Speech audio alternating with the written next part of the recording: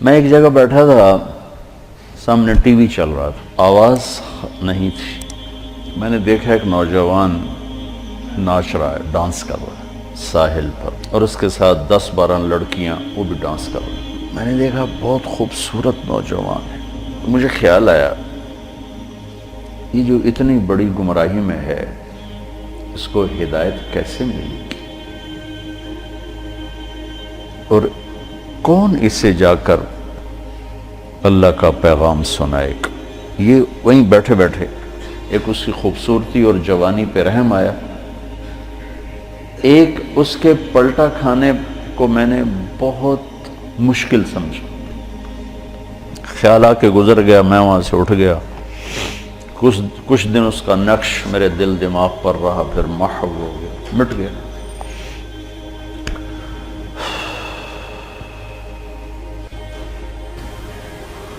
کراچی کا اجتماع تھا ستمبر میں، تو انہوں نے میرے لیے ایک چھوٹا سا خیمہ بنایا ہوا تھا کراچی والوں نے، تو میں وہ خیمے میں بیٹھا ہوا تھا، تو ایک نوجوان میرے پاس آیا کہ جی پاکستان کا ایک مشہور گلوکار ہے، اس کا نام ہے جنید جمشید، میں آپ سے ملانا چاہتا ہوں۔ میں نے کہا کدھر ہے؟ کہ میرے ساتھ ہے۔ میں نے کہا تم کیسے جانتے ہو؟ کہ میرا کلاس فیلو تھا۔ میں نے کہا لے آؤ۔ تو وہ اس کو جب لے کر آیا تو اس نے چہرہ چھپایا ہوا تھا، مجمع کی وجہ سے شاید چہرہ پورا سے چھپایا ہوا۔ میرے سامنے آ کے بیٹھا اور یوں کھولا تو وہ وہی نوجوان جس کو میں نے اسکرین پر ناچتے دیکھا تھا۔ میں نے کہا آپ کا نام؟ کہا جی جنید جمشید۔ میں نے کہا کیا کرتے ہو؟ کہا میرا موسیقی سے تعلق ہے۔ میں نے کہا گاتے ہو یا بجاتے ہو؟ کہا جی میں گاتا ہوں۔ کہ یہ جو دل دل پاکستان ہے یہ میں نے گایا ہے۔ اچھا اچھا اچھا، وہ تو بہت مشہور ملی نغمہ ہے۔ کہاں جی وہ میں نے گایا ہے۔ اچھا، اس کے بعد میری اس سے کیا بات ہوئی اب 20 برس ہونے کو ہیں، یاد نہیں۔ تاثر یاد ہے کہ اس نے آگے کیا جواب دیا۔ کہنے لگا میرا جی چاہ رہا ہے آپ بولتے رہیں اور میں سنتا رہوں۔ مجھے لگ رہا ہے جیسے کوئی میرے زخموں پہ مرہم رکھ رہا۔ میرا ایک اور دوست بھی ہے، میں چاہتا ہوں میں اس کو بھی لے کر آؤں، سلمان، وہ بھی آپ کی باتیں سنیں۔ پھر تھوڑی دیر بعد اس نے کہا میں ایک سوال کرتا ہوں۔ ایک پاکستانی نوجوان جس گلیمر کو، گلیمر کہتے ہیں رعنائی، عیاشی، دنیا کی موج میلہ، جس موج میلے کو ایک پاکستانی نوجوان خواب میں دیکھتا ہے، وہ مجھے حقیقت میں حاصل ہے، میرے پاس ہے۔ لیکن اس کے باوجود میرے یہاں اندھیرا ہے۔ کیا یہ میرے یہاں اندھیرا ہے، یہ دل خالی ہے۔ مجھے یوں لگتا ہے میں وہ کشتی ہوں جس کا کوئی ساحل نہیں، جس کا کوئی گھاٹ نہیں، بے منزل مسافر ہوں۔ اچھا، بے منزل مسافر ہوں، یہ ایسا کیوں ہے؟ میری تو ہر خواہش پوری۔ میں نے کہا اللہ تعالیٰ نے انسان کو 2 چیزوں سے بنایا ہے، ایک جسم ہے، ایک روح ہے۔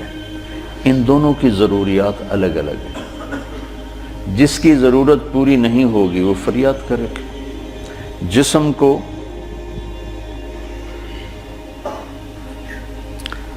روٹی چاہیے، پانی چاہیے، ضروریات زندگی چاہیے۔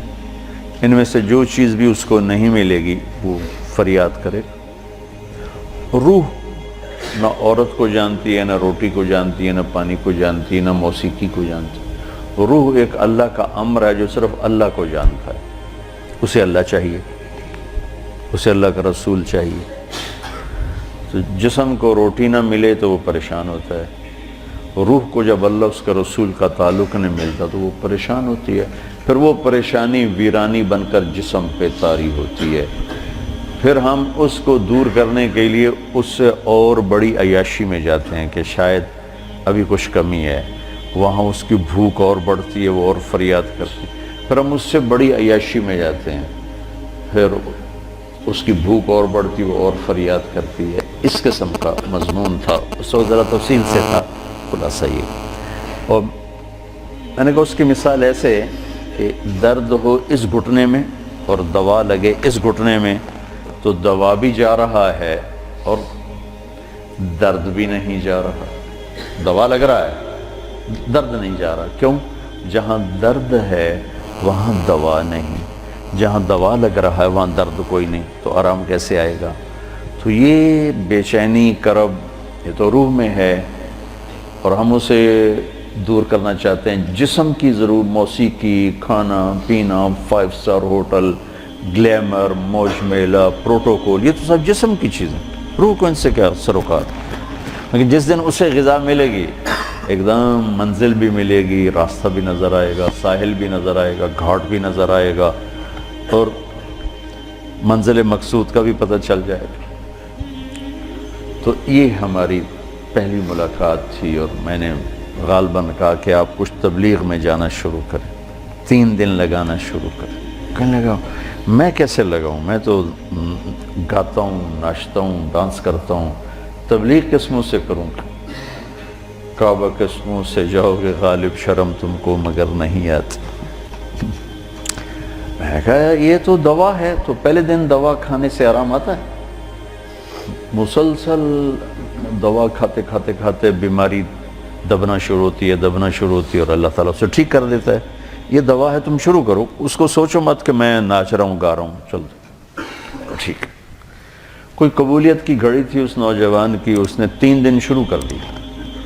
یہ جمشید اس کا کلاس فیلو تھا. یہ اس کو سب سے پہلے سلام دعا، یہ تبلیغ میں لگا تو اس کو اپنے اس کا خیال ہے، اس کو ملنا شروع کیا. پھر ایک جگہ پر آ کر وہ رک گیا، آگے نہیں لے جا پا رہا، تو اللہ نے اس میں مجھے ذریعہ بنایا، مجھے ڈالا.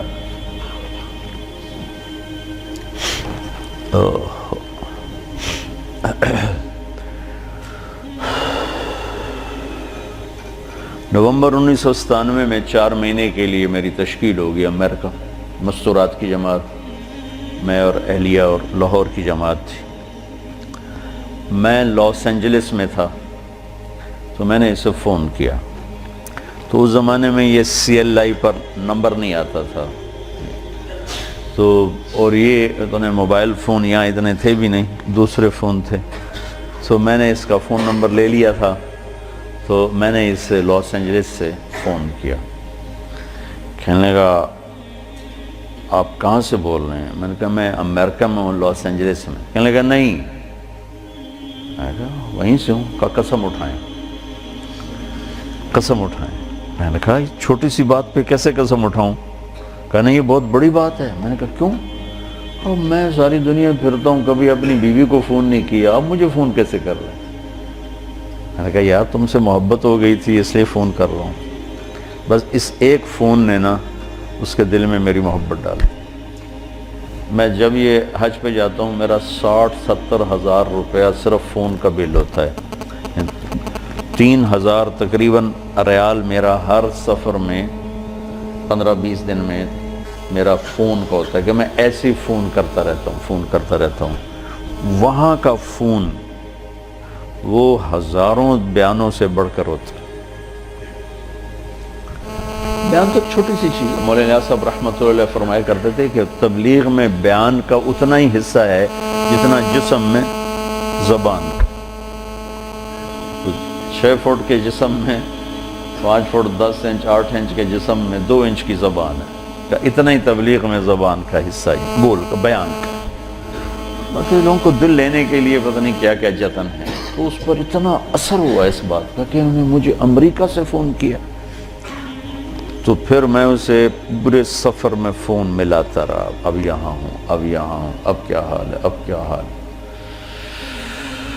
تو اللہ نے اس کے دل میں میری محبت ڈال دی.